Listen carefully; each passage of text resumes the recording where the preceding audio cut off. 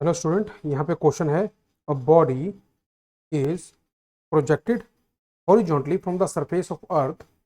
अर्थ का radius capital R लिया है with velocity equal to n times the escape velocity. अब आपको बताना है the maximum height attain by body from earth surface is capital R by 2। तो n की वैल्यू आपको बतानी है। ये बड़ा सोचने वाला क्वेश्चन है। देखो यहाँ पे काफी अच्छी बात यह है, देखो एक तो नॉर्मल केस होता है। नॉर्मल केस ये होता है कि एक बॉडी यहाँ पे थी, है ना, और यहाँ से ऊपर की तरफ प्रोजेक्ट कर दी। ठीक है, अगर उस केस में ये बोलते हैं कि मैक्सिमम हाइट, देखो ये मैं मान लेता हूँ पहले तो अर्थ ही है। अर्थ का रेडियस कितना हो गया, आर हो गया। अगर यहाँ से बॉडी r/2 ऊपर जाती है ना, यहाँ पे कहीं पे जाती है, तो यहाँ पे किसी भी इंस्टेंट पे अर्थ उसको अपने सेंटर की तरफ भी खींच रही थी, तो वो बॉडी रिटार्ड होगी और यहाँ पे पहुंच गई। ये उसकी फाइनल पोजीशन है यहाँ पे। ठीक है, इनिशियल यहाँ थी, फाइनल कैपिटल एफ लिखा है मैंने। तो यहाँ पे जाके अगर बोलते हैं कि maximum height attend by the body r/2 है, तो यहाँ पे जाके उसकी फाइनल वेलोसिटी 0 हो जाएगी। यही होगा ना, ऐसे ही होता है ना। बट यहाँ पे इन्होंने बोला है, अब केस क्या है, ये वाला केस नहीं है इस क्वेश्चन के अंदर, तो ऐसे मत सॉल्व कर देना। ठीक है, अब यहाँ पे केस क्या है, ध्यान से समझिए। यहाँ पे टेंजेंशियली फेंका गया। देखो अर्थ का रेडियस कितना है, आर है। यहाँ पे एक बॉडी है। ठीक है, उस बॉडी को मास एम ले लेता हूँ, उस बॉडी का स्मॉल मास एम ले लेता हूँ। ये अर्थ है, capital R radius, capital M mass है। उस बॉडी को ऐसे प्रोजेक्ट किया गया, कितना, n इंटू √2gr। √2gr क्या है, एस्केप वेलोसिटी है ना, जिसमें कैपिटल आर क्या होता है, जिस प्लेनेट से एस्केप करवा रहे हो आप उस बॉडी को, है ना। जैसे कि इस केस में अर्थ है, तो कैपिटल आर अर्थ का रेडियस हो गया। इस तरीके से जब इसको प्रोजेक्ट करोगे तो ध्यान रखना यहाँ पे क्या होने वाला है। ठीक है, ये बॉडी ऐसे जाएगी, है ना, ये बॉडी ऐसे जाने वाली है, क्योंकि इस बॉडी पे हमेशा अर्थ अपने सेंटर की तरफ फोर्स लगाएगा। तो ये बॉडी यहाँ पे आके कहीं पे इस तरीके से मूव कर रही होगी। तो अब ये जो सेपरेशन है, ये सेपरेशन क्या होगा आपका, ये सेपरेशन होगा r/2 का। ये बात क्लियर है आपको, है ना। ये बॉडी कैसे मूव करने की कोशिश करेगी, इलिप्टिकल पाथ पे अराउंड अर्थ।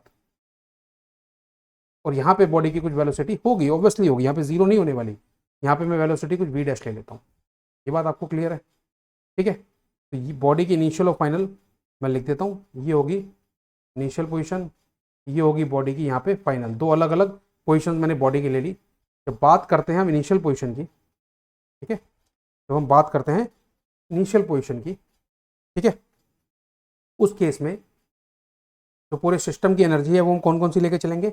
एक लूंगा -g इंटू अर्थ का मास इंटू बॉडी का मास डिवाइडेड बाय r, ये आ जाएगी, plus half into m into n√2gr का स्क्वायर, एक ये आ जाएगा। ये तो इनिशियली जब बॉडी अर्थ की सरफेस पे है। फाइनल कंडीशन या फाइनल पोजीशन ये वाली है।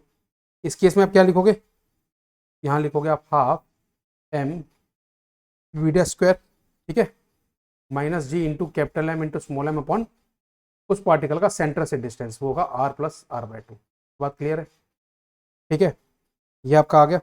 अब थोड़ा सा इक्वेट करते हैं इनको, थोड़ा सा इक्वेट करना। यहाँ पे ग्रेविटेशनल का कॉन्सेप्ट है, ठीक है ना, ग्रेविटेशनल कॉन्सेप्ट है, तो एनर्जी आपकी कंजर्व रहेगी, क्योंकि कंजर्वेटिव फील्ड कंजर्वेटिव फोर्सेज होते हैं। तो इनको इक्वेट करते हैं, -g इंटू m अपॉन r plus m/2 n into √2gr। √2gr को मैं एक और तरीके से भी लिख सकता हूँ, कैपिटल G और कैपिटल M की फॉर्म में। देखो मैं बताता हूँ आपको, एस्केप वेलोसिटी √2gr होती है ना, तो हम ऐसे भी लिख सकते हैं 2 इंटू gm अपॉन r, है ना। तो वैसे लिखता हूँ क्योंकि उसी फॉर्म में सब कुछ है यहाँ पे। तो n into √2gm upon r आ जाएगा, इसका square, that is equal to half into m into v square. थोड़ा सा करेक्शन कर लेते हैं यहाँ पे, m into v square -g into capital M into small m upon 3r/2 आ जाएगा। तो ये आ जाएगा 2/3r आ जाएगा। ठीक है, मैं सॉल्व करते हैं, g कैपिटल M स्मॉल m अपॉन r plus m/2 into n into 2gm upon r।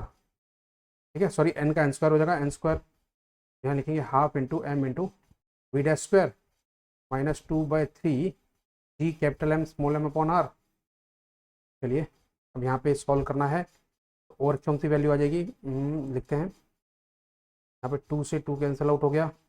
ठीक है, क्या जगह -g कैपिटल M स्मॉल m अपॉन r plus n square g capital M small M upon are equal to half into M into we dash square minus 2/3 g capital M small M upon r. ठीक है, तो इस तरीके से कुछ इक्वेशन आ रही हैं, एक तरफ ले लेते हैं, तो आ जाएगा half into M into we dash square equal to G capital M small M upon R आ जाएगा, तो ये आ जाएगा 2/3 minus 1 plus n square.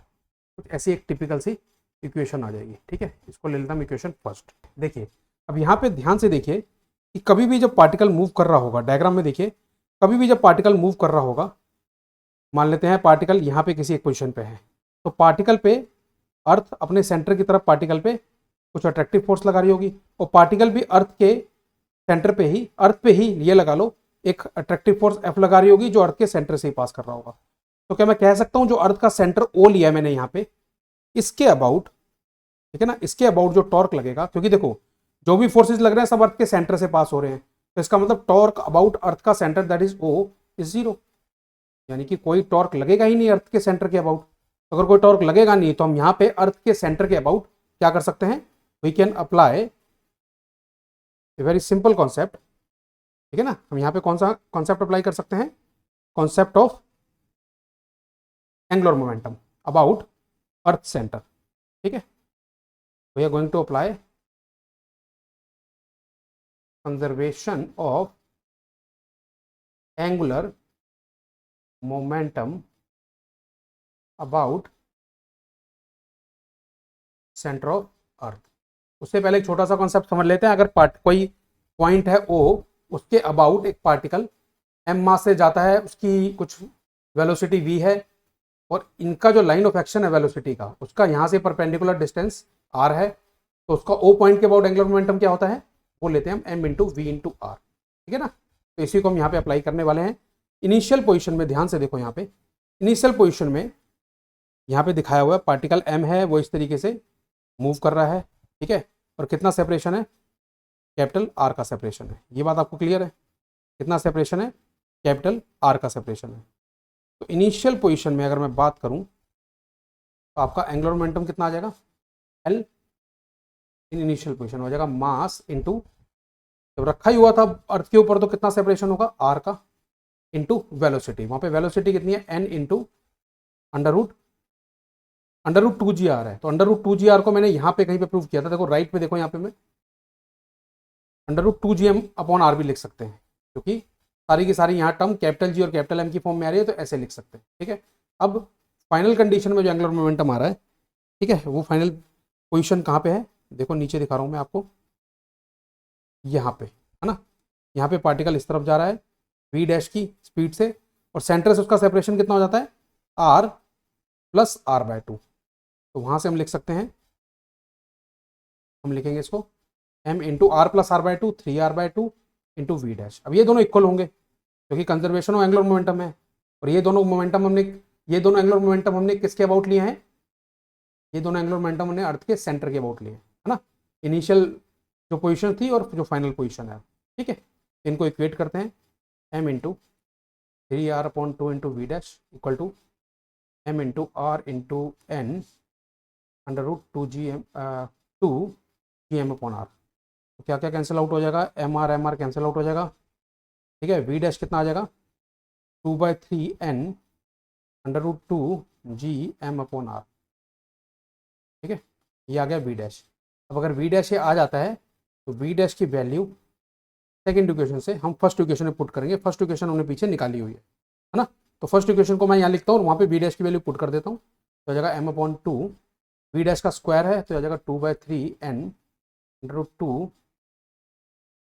2gm upon R का square, that is equal to G capital M small M upon R, और अंदर क्या बचता है, 2/3 माइनस 1 कर ही देते हैं ना इसको सॉल्व, ये आ जाएगा -1/3, और ये आ जाएगा अंदर में n स्क्वायर -1/3, आ जाएगा n स्क्वायर -1/3। ठीक है, अब यहाँ पे लिखते हैं m/2 into 4/9 n square into 2gm upon are equal to G capital M small M upon R, आ जाएगा n स्क्वायर -1/3। क्या क्या कैंसिल आउट होगा, r से r कैंसिल आउट हो गया, gm से gm कैंसिल आउट हो गया, m से m कैंसिल आउट हो गया, ठीक है। बात करिए 2 से यहाँ 2 कैंसिल आउट हो गया, तो आ गया 4/9 n square equal to n square minus 1/3, तो आ गया 1/3 equal to n square 1 minus 4/9, 1/3 आ गया यहाँ पे, ठीक है। ये आ गया n स्क्वायर, n माइनस 4 कितना हो जाएगा, 9 माइनस 4 कितना हो जाएगा 5, 5/9, ठीक है। और ये आ जाएगा 3, तो n स्क्वायर आ गया आपका 3/5, और n कितना आ गया 3/5 0.6 है, तो n आ जाएगा √0.6। ये बात क्लियर है। तो n की वैल्यू कितनी आ गई √0.6। Option number A is the correct answer. Option number A जो होगा वो आपका करेक्ट आंसर होने वाला है। तो आई होप आपको सारा का सारा सोल्यूशन क्लियर है, यहाँ पे किस तरीके से कॉन्सेप्ट लगाया आपको वो क्लियर है। Thank you very much.